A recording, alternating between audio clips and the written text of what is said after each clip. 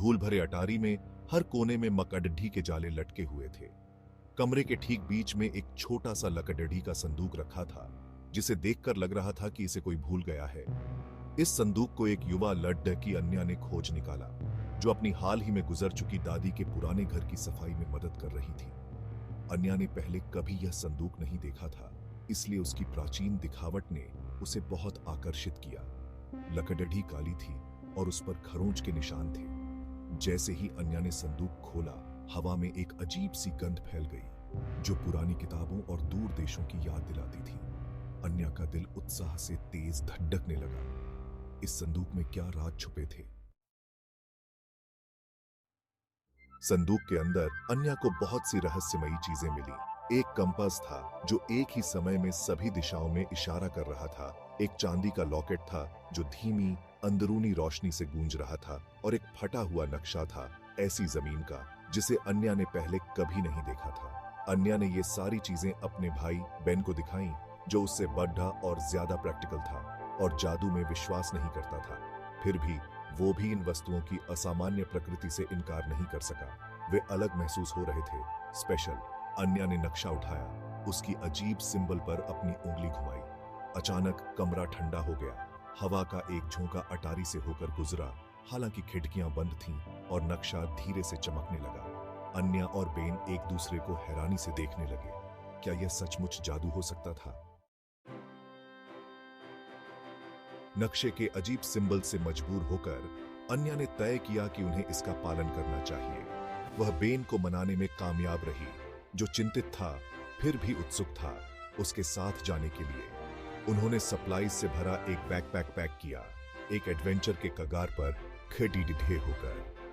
नक्शा उन्हें उनके घर के पीछे जंगल में ले गया। अन्या ने कंपास पकड़ ढा हुआ था, जो तेजी से घूमता रहा, इससे पहले कि वो एक विशाल ओक ट्री की ओर इशारा करता। उत्साह का एक झटका उसके शरीर से होकर गुजरा। पेड़ साधारण दिखाई दे रहा था, लेकिन अन्या को ऐसा लग रहा था कि वहां कुछ जादुई छिपा हुआ है।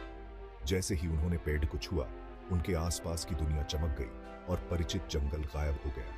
अन्या और बेन खुद को एक बिल्कुल नई जगह पर पाते हैं, घर से बहुत दूर।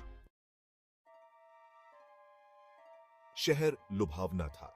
इमारतें घूमती हुई रोशनी से बनी हुई थीं। अजीब क्रीचर्स सड़कों पर चल रहे थे। कुछ के पंख थे, दूसरों के फर थे जो इंद्रधनुष के सभी रंगों से चमक रहे थे। अन्या और बेन ने शहर को एक्सप्लोर किया। वे बात करने वाले जानवरों से मिले और शहर के इतिहास के बारे में सीखा। यह एक ऐसी जगह थी जहां जादू असली था, सब कुछ मुमकिन था। अन्या ने अजूबे का एक ऐसा एहसास महसूस किया जो उसने पहले कभी नहीं किया था।